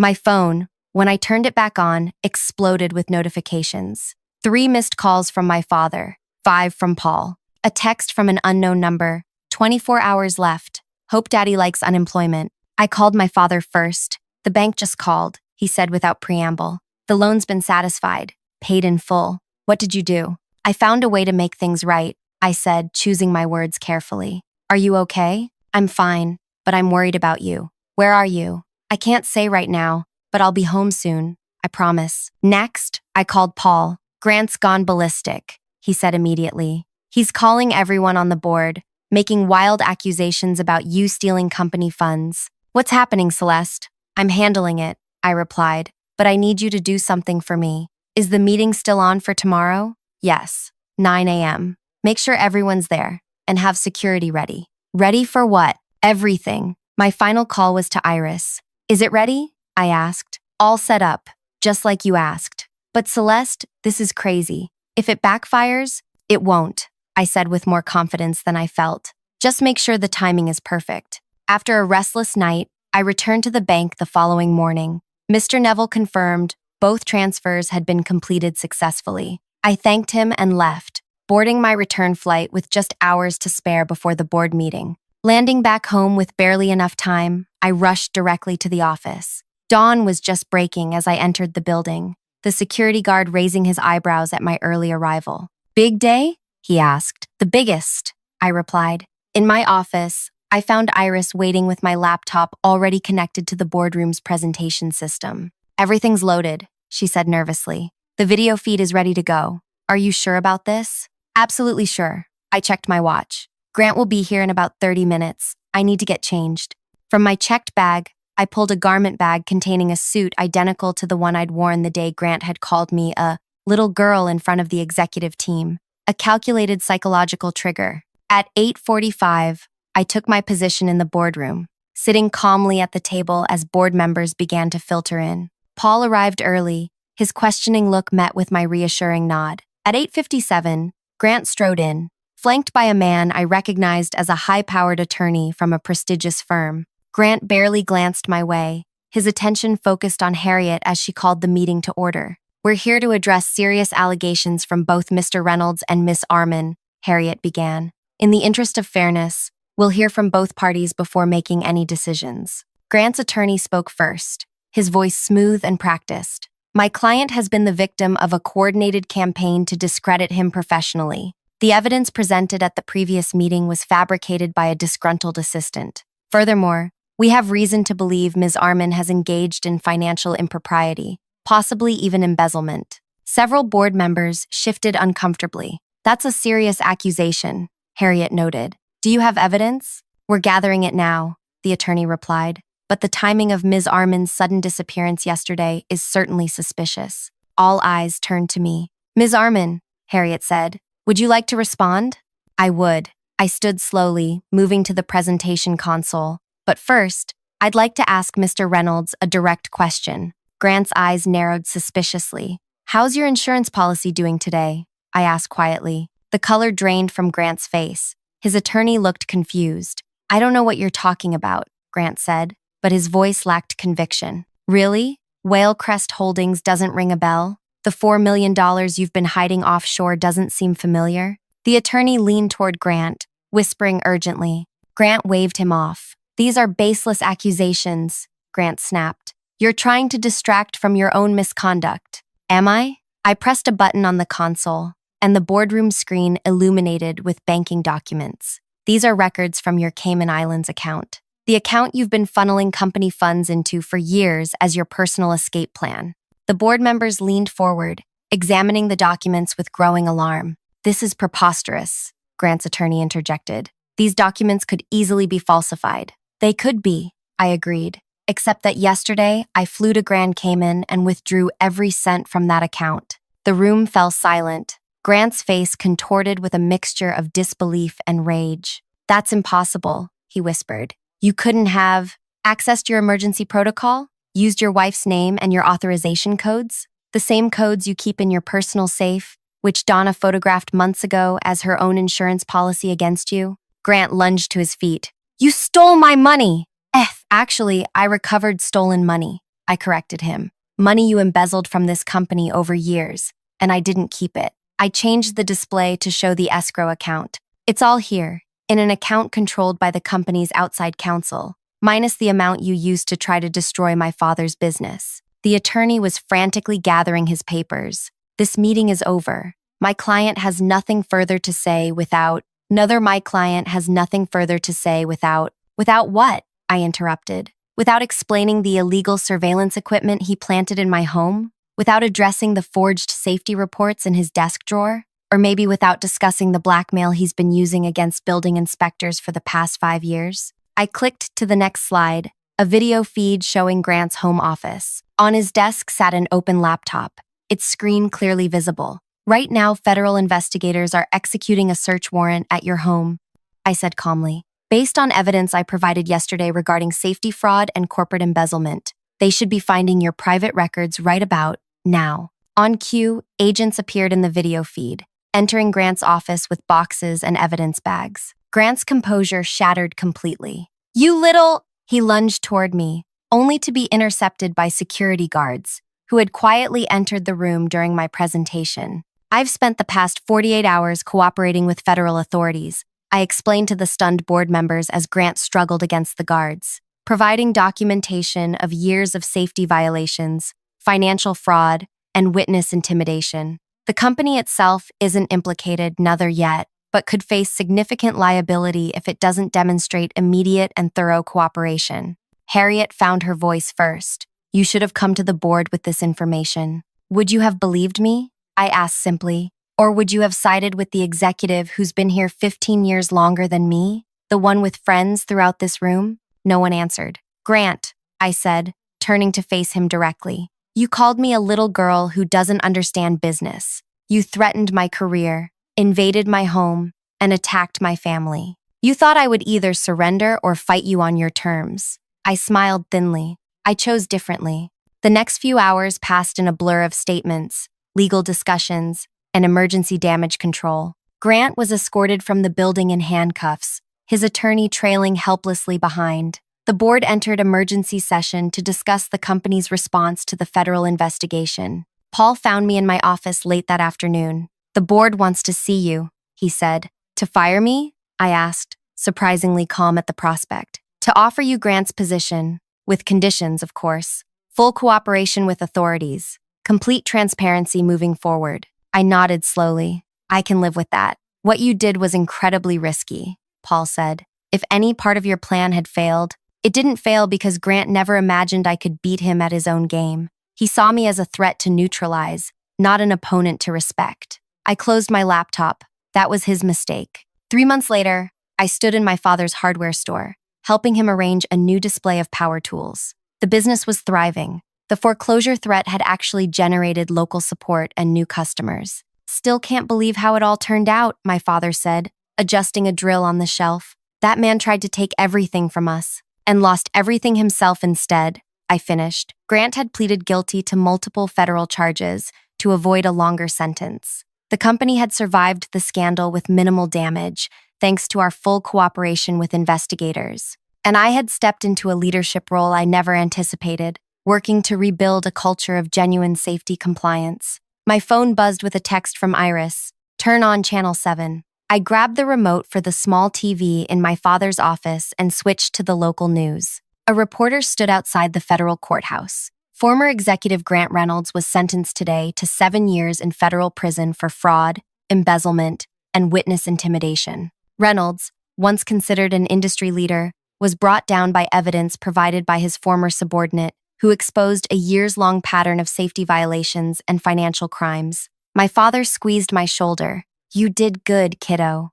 I nodded, a complicated mix of emotions washing over me. Not triumph or glee, but something quieter, the satisfaction of justice served, of standing my ground when it mattered most. That night, I sat on my porch watching the sunset, reflecting on everything that had happened. The cameras were long gone from my home. Grant's threats were silenced. My career was secure, stronger, even, than before. Yet something had fundamentally changed within me. I had discovered capacities I never knew I possessed, for strategy, for calculated risk, for the kind of resolute courage that doesn't waver even when everything is at stake. I had also learned that sometimes the only way to defeat a bully is to be smarter, more patient, and more strategic than they ever expected you could be. Not by becoming like them, but by using their own tactics against them while maintaining your principles. If you've ever faced someone who underestimated you, who dismissed you as just a little girl or not understanding their world, I hope this story reminds you that sometimes the The most powerful response isn't an immediate reaction, but a carefully planned checkmate they never see coming. Like, comment, and subscribe if you want to hear more stories about standing up to workplace bullies and the sweet satisfaction of professional justice. Have you ever been underestimated at work? Share your experience in the comments below. Your story matters. And who knows? Maybe your strategy will help someone else facing their own Grant Reynolds.